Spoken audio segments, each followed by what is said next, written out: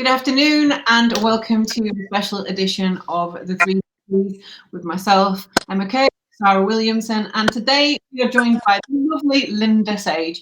And we're talking a little bit about emotional resilience and how we can possibly utilize different tools.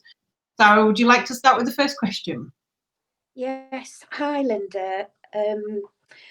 For me, resilience is about being able to recover quickly from a traumatic situation. Obviously, we've got 11, 12-week period of lockdown, and I personally think it's going to be really difficult for people to re-engage.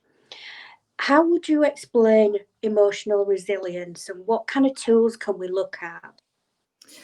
Sarah, it's great question. I do think it's going to be a really big next issue because so many people, not just elderly people or people that have been in for the whole 12 weeks, but even children, going back to school, lots of them have got so used to just playing on iPads or games and things like this, that getting them to go back out also is because they haven't always understood the whole situation.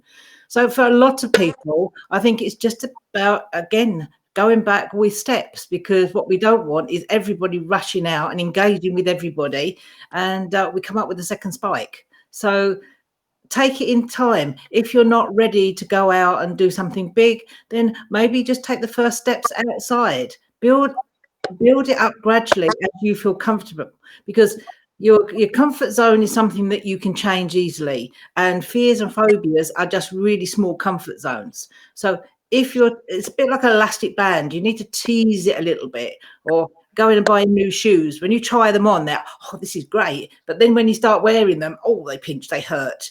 But you then let them sort of go to your foot. So again, I think a lot of this is going to be similar. When we first came inside, people were not used to it and they will find it uncomfortable.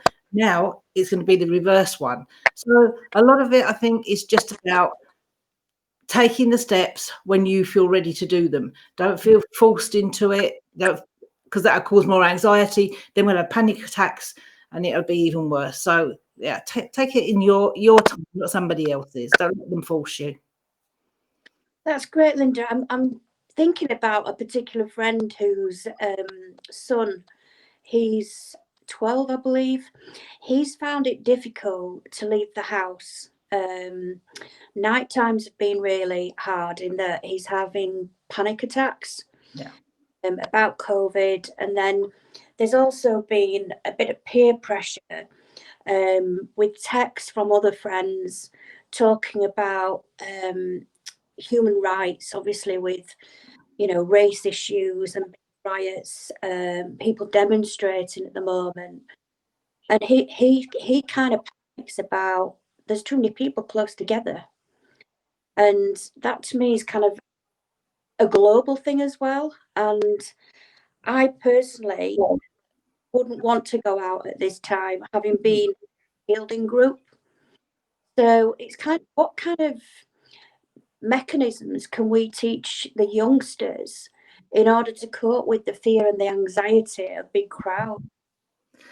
I don't think it's just the youngsters. I think everybody needs to realise that anxiety is there. We're all anxious, but emotions, if they're like a seesaw, if they're just a little bit up and a little bit down, this is fine. We all go through it.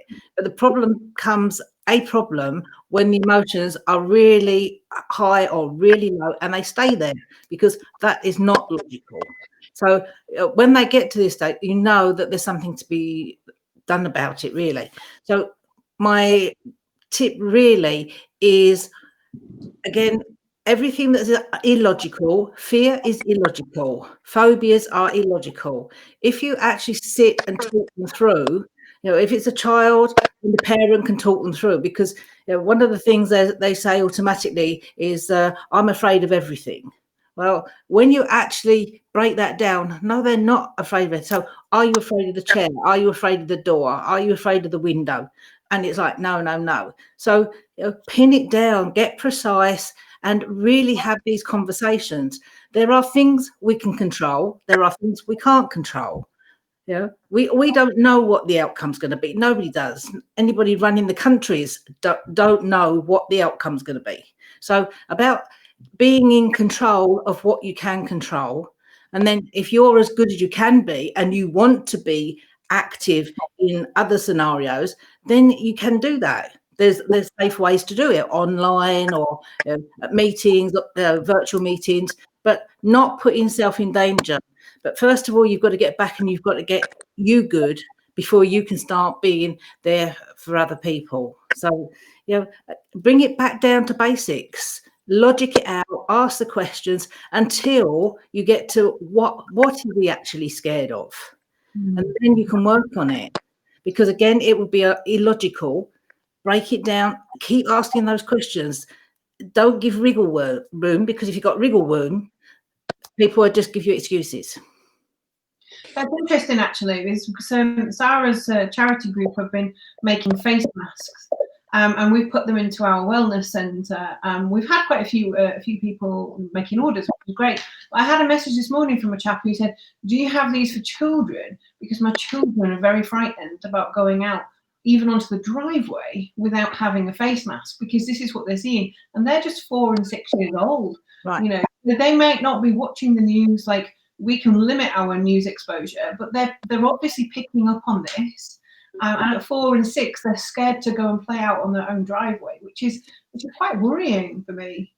But children are picking it up from the adults. You think the 2-year-old or 4-year-old, whatever age the child is, their mum and their dad are like icons to them. So if their mum and dad are reacting in this way or behaving in this way or wearing this, then that's what they're going to pick up. This is where all the fears and phobias come from for children. It's spiders. In the UK, it is not logical that somebody is afraid of a spider, because we don't have any killer spiders. And we are huge compared to spiders. So taking that, so COVID is similar. It's basically the fear of the unknown, and make it known. Make it, you can take certain precautions, you can do what you want to do, but take it in a logical way, because fear is very much when you don't feel in control. So if you take that control back, you lose the fear. I think you need to talk to my dad about this spider thing, because he has this irrational fear of spiders, and when we were kids we used to catch spiders and then purposefully go and show them the spider. I take it your mum wasn't scared of spiders. No, she wasn't. And my dad was really good, because like you said, he was very aware of when he got his phobia of spiders, and he was very practical in trying to not give us that same phobia. And he did really well, because we just catch them and that's fine. But yeah, he is completely irrational. It's like pets that eat spiders become his best friend. That's great. But unfortunately, that's one of the ways that we learn, especially as children. And it takes us quite a long time to then question if that fear is actually valid for us as adults. I mean, spiders is one example. There's thousands. I think if we go to the other extreme, Linda, instead of looking at the children, if we look at the change in life script from working from home and people not having the interaction they would normally have at work, there's been quite a lot of feedback from some people saying, I've really embraced this. It's been great because I can get more work done. And then there's those that have said, you know what, I absolutely hate my job now because I can't stand using Zoom or electronic interference. And that's going to be huge when people start coming back into a work environment, isn't it, with social distancing? I think there's going to be quite a few changes. I mean, to be honest, I've been using Zoom for a long time, a lot longer than this, because when I was in the Middle East, they used to block everything like FaceTime and Skype and things like this, but they didn't block Zoom. So I used to use Zoom many years ago, but of course it wasn't like it is now. You can spend your whole day getting zoomed out, really. And also when you are in physical meetings, you're not in the spotlight every single second where everybody can watch you. You can sort of gaze out the window or look at your watch or doodle on the notepad, and it's absolutely acceptable. Whereas when you're on screen, everybody's visible all the time unless you blank yourself out. So your concentration levels are much higher. So although you're saving on time, traveling and things like this, the actual effort and concentration is more is higher, because you've got to pay much more attention while you're there, because everybody can see you. But I think there are good things that have come out of this, definitely. People's attitudes, it literally is an attitude. It's like singing. Some people can sing really well and some people can't. Some people enjoy working from home, other people don't. For a lot of people, I think working from home was a dream. They always wanted this. They've got this idyllic thing that people sit on white beaches with their toes in blue water and tap on the keyboard an hour a day and their business is flourishing. Yeah, but in reality, you find out that it's not like that. So I think for some people, it was a rude awakening. It's not as easy as it looks, that you have to be really organized. Your time management has to be key. You have to dedicate your time to different things. So I'm interested about what's going to happen. And a lot of people, I think, are going to go flourish through this. And I think some other people that are more social, that need more interaction, there's obviously certain jobs that you can't do virtually. Yeah, I'm picking up on quite a few friends saying that they've looked at this time a bit more like myself, really, to weigh up what is important in life, what you want to retain, and what you want to thrive at, rather than become a slave to the system. Yeah. So for me, it's been a wake-up call to think about what I really want in my life. And the opposites are, I'm seeing other people that are working to the bone from home because they're desperate to keep their jobs. They're worried about financial impact if they were to be, laid off. So there's so much going on, isn't there, from government down, finance and economy, people fearing the future. And I personally take it a day at a time. I can't look that far in the future. Do you think that's a wise thing?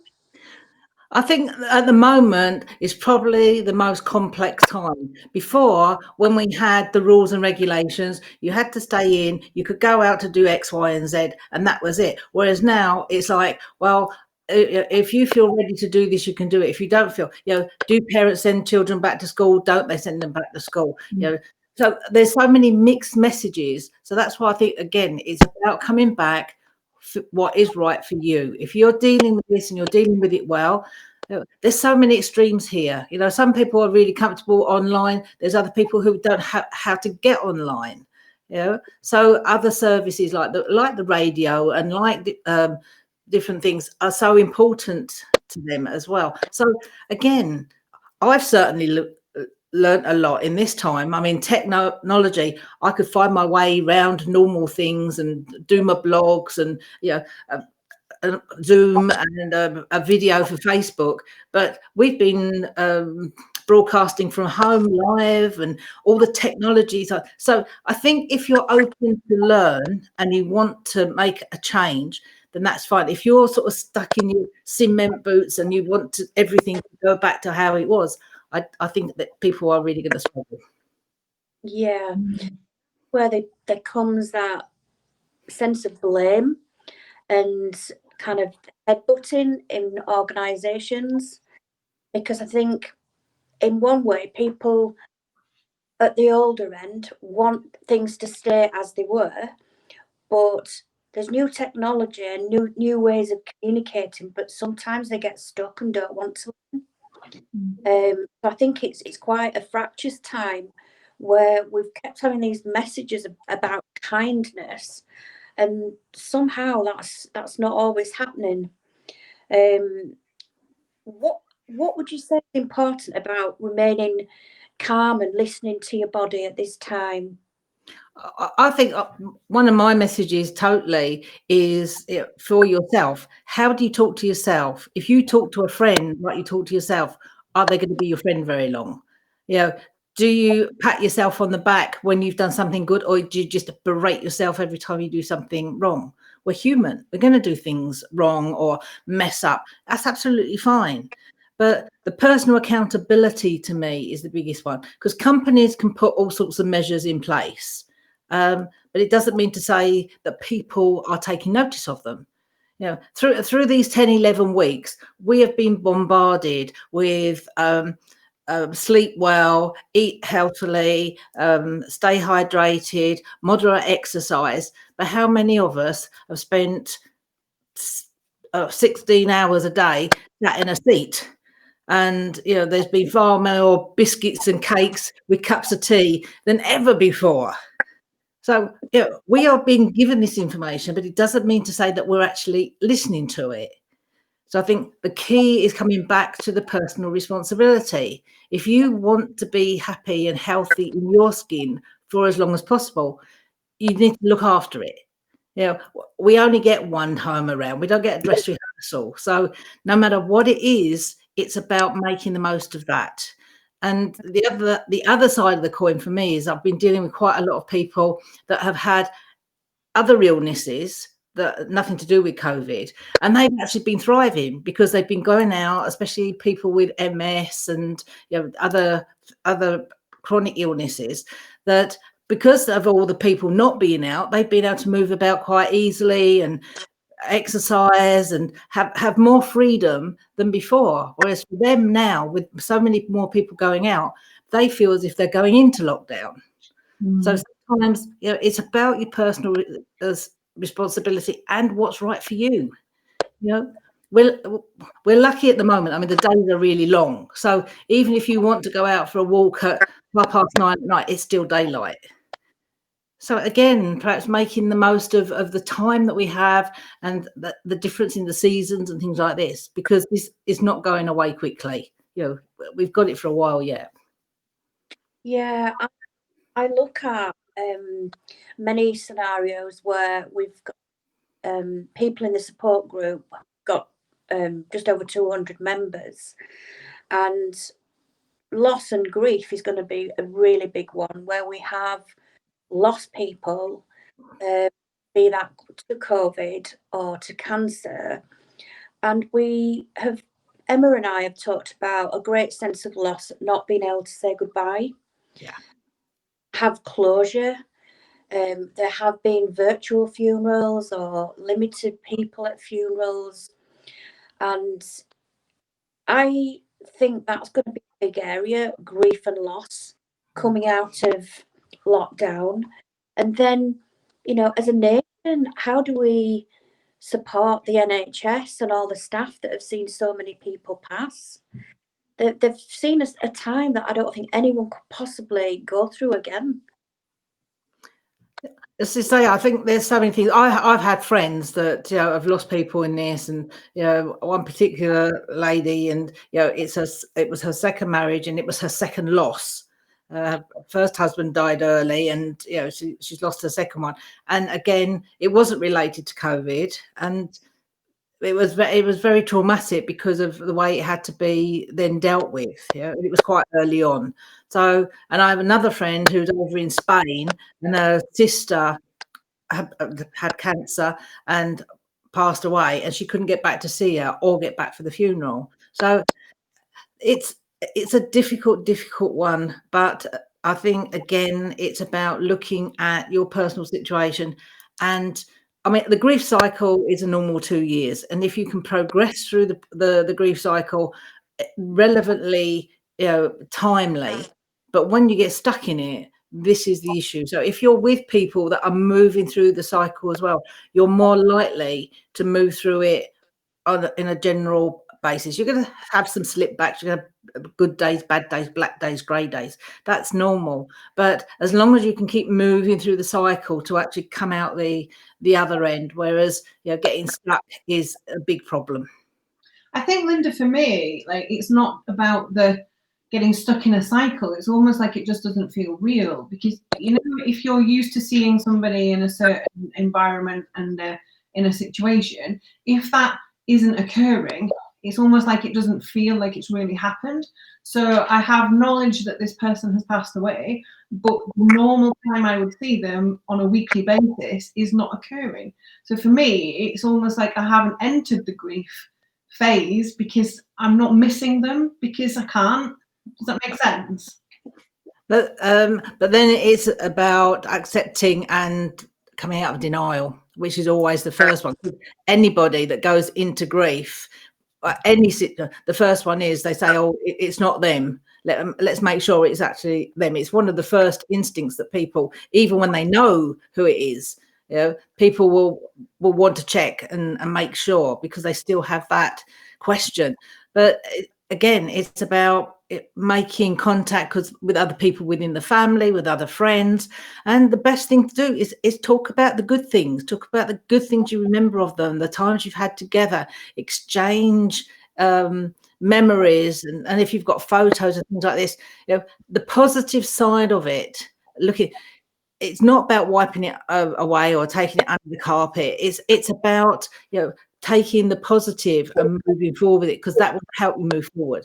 You're going to start off with more black days and then move to a grey day and have the odd white day coming in. But gradually that will then turn. But if you're surrounded, even virtually, by people that are in a similar situation, know the person, you can then help do this. But denial is the first place to come out of. And it's exactly the same with caregivers, because most caregivers are the worst people in the world, whether they're professional, voluntary or home-based. You know, the biggest phrase for them is, "I'm okay, I'm fine."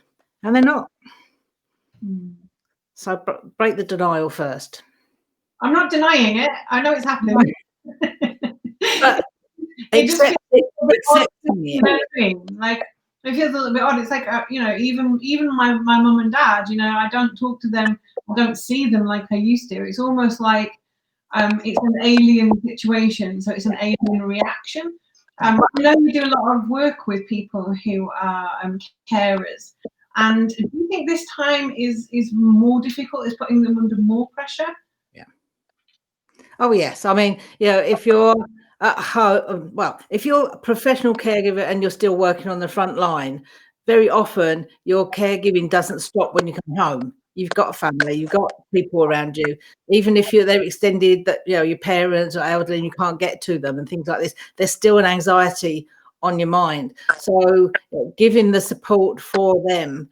But also, again, it comes down to personal accountability, personal acceptance, because no matter what you can put in for people, if they don't want to participate, and unfortunately with compassion fatigue and secondary traumatic stress syndrome, you know, until people want to admit it, you can't do anything. You know, it's about hitting the place where they've got so much pain that they have to do something about it. Sorry. So for me, you know, the biggest work that I'm doing and I want to do is about prevention, because it's all preventable, but we just don't teach them that it's okay not to be okay. I'm really glad that you've mentioned that, Linda, actually, because I think we have behaviours that we're not taught anymore in terms of strategies. And I always have a saying, can we change it? No. Can we change how we deal with it? Yes. And that's kind of at the centre of everything I do with any kind of caring or support. And then break down what are the fears, what are the fight-flight responses, and look at, you know, what can you do to build up your own psyche in a positive way. So are you going to be working with other organisations around the messages of prevention? Yeah, I mean, I do work within the NHS, with the Macmillan Centre down in St James's, Carers Leeds. I do work with those, and Bernardo's. I do quite a lot of training with their staff as well. But one-to-ones and groups, you know, I'm quite happy to start. I've been looking at starting those online as well. So usually before I was doing them in physical groups, whereas obviously now we can't do this. So, but getting people to get to the stage where they need that. I want to see somewhere in, you know, even a nurse training or a basic healthcare training. It's bringing it in that this is going to have an effect, because most caregivers, when they're at home, start off giving a little bit of care, a little bit of support. I was an only child, so for my parents, you know, as they were getting older, obviously the more and more responsibility I was having. And all of a sudden, like, my dad's in a wheelchair and my mum's having falls, and I've got an autistic daughter and a full-time job. And it's just like, how do you manage all this? So it's about preparing those people as well, getting as much information. So when you feel like this, it's okay. Yeah, but taking the time out of it, because so many people, you know, when a lot of work I do when I'm doing trainings and things like this is getting rid of the have tos. Yeah. Because none of them are have tos. They're all choices. Yeah, but we box ourselves in and make ourselves think, oh, I have to do this. Well, no, you've put yourself there and you're choosing to do it. If there are alternatives, you might not like the alternatives, or they might be hard decisions, but they are a choice. And when you take that have to off the table, you feel a lot better in yourself, and you are able actually to have a look at different things. Yeah. So especially I get an awful lot of people, home-based carers, that, you know, their siblings don't want anything to do it, all falls on one person. Mm-hmm. Well, yeah, because you're the person that's always done it. So if they can refuse, why can't you refuse? You can, but you choose not to. So building that up is really important, because maybe you then choose, well, perhaps we need some respite, or perhaps we need to look at another way of dealing with this. But all the while you don't stand up and have your boundaries, nobody else is going to respect them. They're going to keep pushing because they're getting away with it. That's very true, actually. There's a lot of words there, like ought, should, and could. Yeah. Go out and say, why are you hanging on to that? Yeah. They're kind of the anchors that really drag us down, aren't they? Yeah. Must have to. Yeah. Do people sort of say to you though, Linda, well, if I don't do it, nobody else is going to? Do the carers get that sort of guilt that they have to, because if they don't, it won't get done? Does that happen? But also, we go into it, if we're looking at psychology side, my background is criminal psychology. So I've worked over 35 years now in psychology. And the problem is we've got a lot of personalities that are codependent. And one of the big things to break is the codependency. Yeah, I've been in control. I always do it this way, and this is the only way to do it. No, it's not. Yeah, all the while you're doing all this for everybody else, you're getting worn out, but you're also disempowering other people. You know, it might take them longer to do something. They might not do it to how you would do it, but that's absolutely fine. But learning to take that step back as well, because if you are disempowering them, why are they going to want to do it?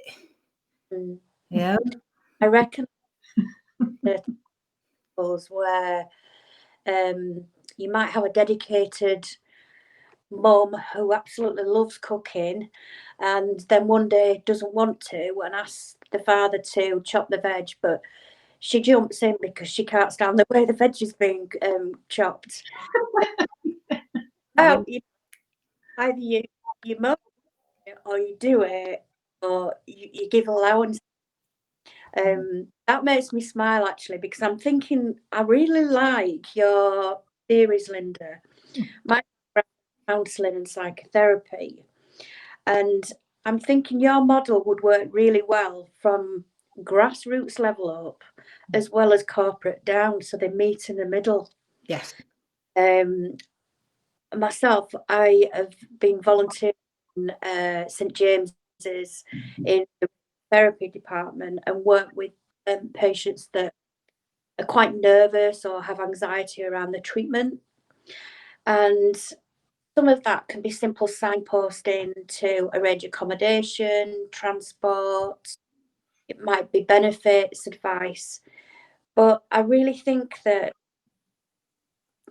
even the staff are not taught these skills because such a conveyor belt that, yes, is fair, and the staff at Jimmy's are absolutely phenomenal. But I think you put into words so eloquently the fact that we all have a choice and that we don't have to be shackled to be in a particular place doing a particular task. I could talk to you for hours. I know. I said the other day, you talk to me for 15 minutes. It's a nightmare. Not too much to talk about. But I do think that you must have observed me watching somebody else try and change a plug, because that just drives me crackers when somebody else is doing it. I'm like, why are they trying to do it like that? That makes no sense to me whatsoever. I mean, we all have them, because if you think about a baby. When a baby comes into this world, it does not have any fears, any phobias, any isms, any attitudes, any beliefs, any habits. We've developed them all, how it feels comfortable for us. But we then get to believe that this is the truth. This is the way it is, or the way it should be. Whereas, going back and undoing that and thinking, well, actually, there might be a different way of doing this. And I think that's a key for the time we're living in at the moment. And also for relieving so much fear and anxiety, because seeing there is another way of doing it, it's an easy way of coming out and saying, well, maybe I can learn something different. There's definitely no other way of changing a plug other than how I do it. It is the only way. I wanted to just say, we've had a question from somebody. They put it on the watch party, so I've shared it myself. And they're talking about the fact that dealing with our own emotions is as difficult anyway, but dealing with other people's emotions, how can they help, or how can they buffer that? Because that's sometimes more frustrating, and I think possibly I get more anxiety about somebody else being worried than I would myself, if that makes sense. So going back to the children again, they're affected by the way that the adult is. If you are dealing with somebody else's emotions, if you're reacting, they're going to have their anxiety and what you're showing on the outside as well. Mm-hmm. Being calm and listening. I mean, we have 2 ears and 1 mouth. So I'm always saying to people, you listen twice as much as you speak. Not that I've done that today, but that's another thing. But when you're with somebody, very often when they're anxious, all they want to do is spout. Just let them spout. Learning the use of, Sarah, I'm sure you use this quite a lot and does in your therapies as well. The use of silence. Being comfortable in silence, letting somebody else just say their piece, even if they have to sit there, 20 minutes just in tears, but you can be comfortable in silence and just let them have that space, because sometimes just giving somebody that space is enough to just let off the steam, and then you can start logically working with it, because when somebody's in an anxious state, you can't work with it. You've got to work through it. True. I had a patient in the other day who unfortunately his dog had been hit by a car and killed, so it was very traumatic, but I could tell that he wasn't ready to talk about it. It literally happened the night before, so I allowed him to have that space, and literally for the entire half an hour we didn't speak a word, and it wasn't strange, but I think you get used to it as a therapist, like you said. But I think he didn't find it odd. It was almost like that was part of the treatment. But yeah, silence is quite useful, and although not when you're presenting a show, it's not. Not for radio, no, because that's the dreaded, isn't it? When you get somebody on and you ask me the question and they're like yes and or no and stop. You're like, oh, okay. And if you have a situation where we've got lockdown and you've taken a step back from some of your normal roles, and people haven't seen you as pro, see you as silent, that can also cause waves, can't it? Because they're thinking, why aren't you doing what you normally do? Is something wrong? And you sometimes can't win, can you? I think there's a balance, and I think you said earlier, Sarah, that about picking the things that you really want to do, and I think this has given people time. I mean, to be honest, since the 25th of March, this is the longest I've been out of prison since in the last 3 years, because obviously that's a place that I can't go at the moment. For a professional reason, obviously. Yeah. Luckily, they still give me the keys to go in and out, but but it's actually made me realise, do I want to go back there? Because dealing with all other people and different things, it's like, wow, this has been quite a nice awakening, really, in some respects. Yes, lots of people have issues and fear and anxiety dealing with them, but without giving me the added pressure of actually being inside a prison and all the added atmosphere that goes with that. And to be honest, I mean, just being able to go out each day and look at different things, because when you're in the prison, all the windows are locked down, the bars from the windows are small, so you can be in there from the morning to the after late afternoon, and you haven't seen daylight. And it has been something to me that's really hit me, that actually do I actually want to go back, or am I quite happy that I can find this in a different way now and work in a different way? That's true. We've spoken before, myself and Sarah. Initially Sarah described it as like being a holiday, because the normal things she was having to do, or she was rotated to do, weren't happening in the same way. And I've actually, through the last 3 months, worked out that, you know what, having a Sunday off is actually quite brilliant. Yeah. And normally working 7 days a week is what I'm used to, but it's what I'm used to. And now I'm like, you know what, I don't want to lose this Sunday. I don't want to do that anymore, because I'm quite enjoying not having a 7-day week. Yeah.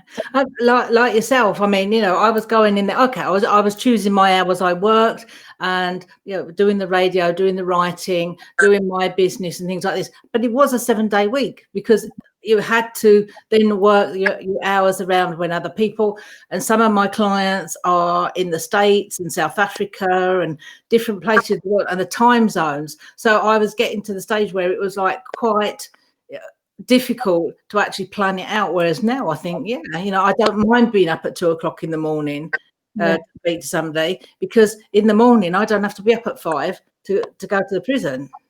So it got to the stage where you're picking the things you like doing and following that, and I just think if you're that passionate about what you're doing, you do it that much better, because you're that much more engaged in it. That's very true. I've had this conversation with Emma before, where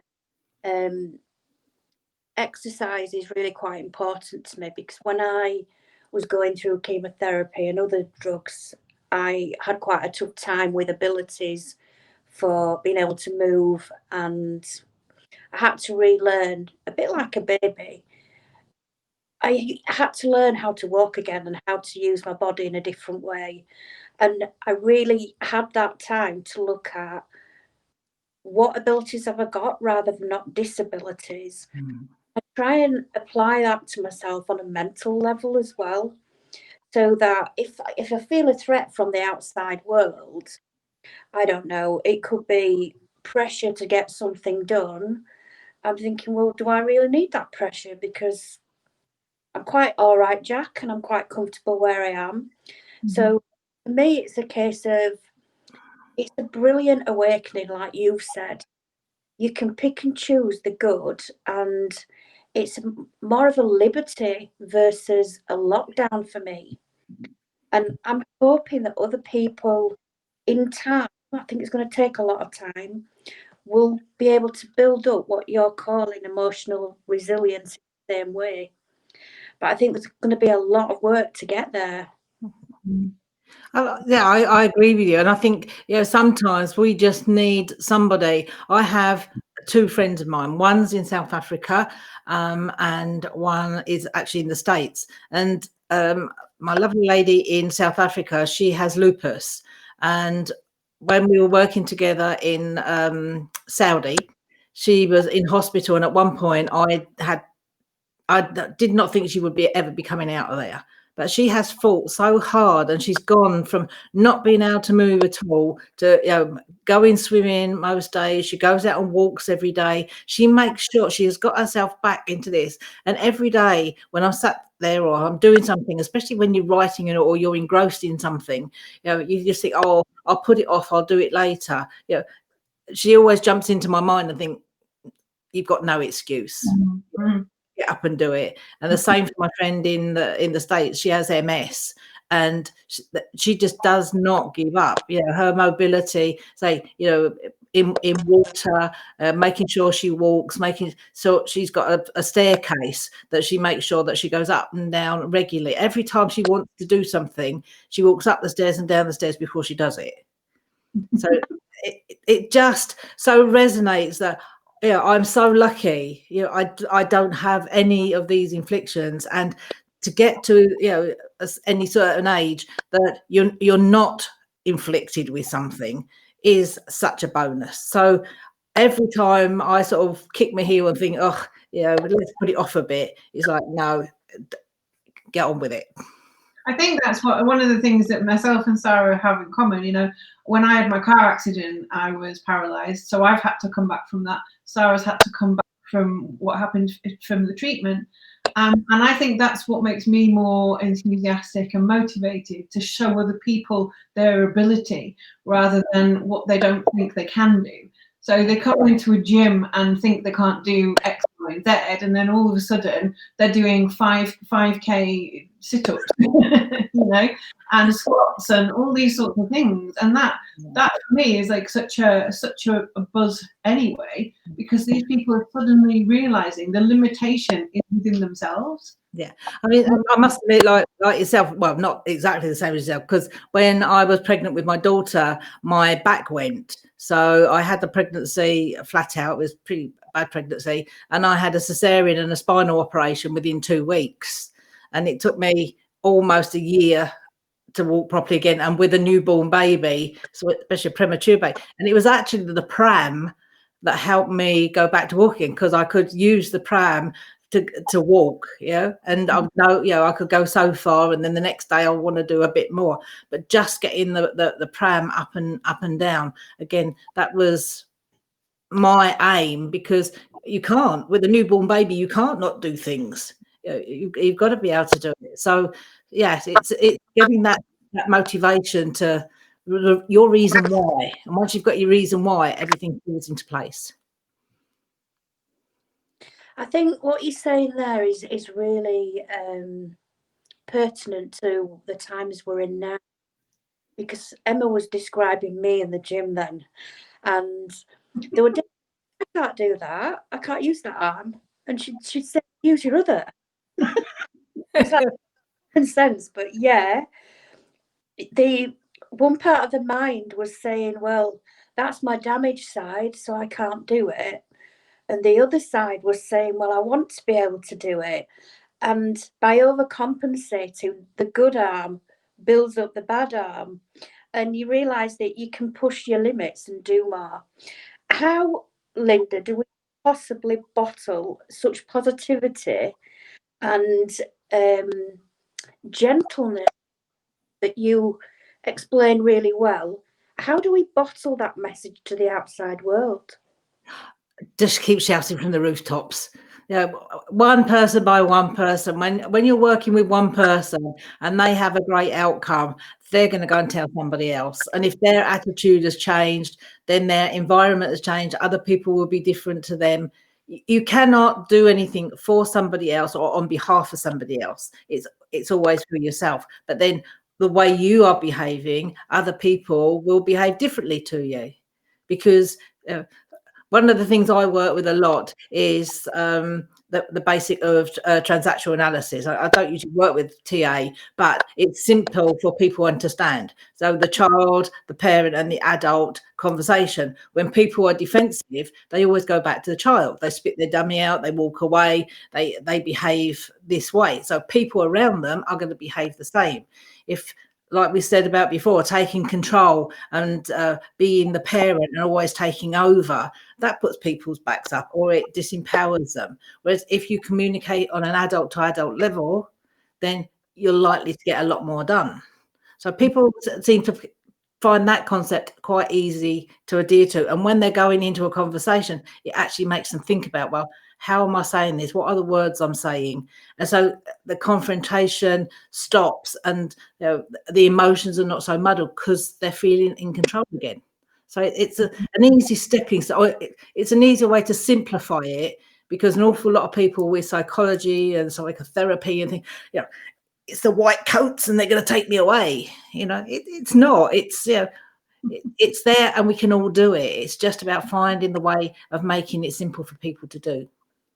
Because we do find, don't we, that a lot of people are just moving from different points of that triangle by shifting into child or adult or parent role, but getting that straight communication tube where the intention is received in the way is the vital key, isn't it?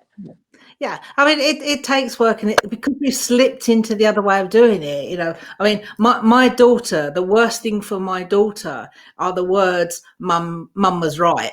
It's been a red flag to the ball for years, but now we've got to the stage where we can joke about it. So if she says something, and I say, "Oh, does that sound like mum's right?" No. But gradually, building on it, just last week, actually, she sent me a picture on WhatsApp, and it's like a woman in the 1950s sat there with a Singer sewing machine and all done, and the little girl was sat there, looked a bit like Shirley Temple with the curly hair, and a little Singer machine doing it, and the bubble coming out saying, I open my mouth and my mother comes out. So sometimes it just has to be the right time for the person to be working through it. But as long as it's there, they can identify with it. I've loved talking to you today, Linda, and I think our paths will cross again, probably at Jimmy's in the future. Oh, thank you. I just think we need more people like you to share the positivity, but also allow each other to not feel okay. Yeah. In order to get through difficult times. Oh yeah, I think we've all hit bottom. We've all come back. I've been through burnout, 2005. It took me 6 years to actually, talk about being in psychology and that again. But so we all do it. This is the point. We don't listen to ourselves. We just keep plodding on. But it's okay to listen to yourself and get rid of that burnout. It's not a good place to be. No, that's very true. I'm sticking to my Sunday. Yes. Good lesson learned. But ladies, I've really appreciated being with you. It's lovely to talk to you, Emma and Sarah. Yeah, you're doing a great job. So I really appreciate the time with you. I think, like Sarah said, it'd be great if we can maybe collaborate again to do something. I'm sure, people would love to hear more of what you've got to say. That'd be great. I would love to. So, thank you for sharing today, Linda. Thank you for the invite. It's been lovely. Thank you. Speak soon, my lovely. Yeah, take care. Be kind to others.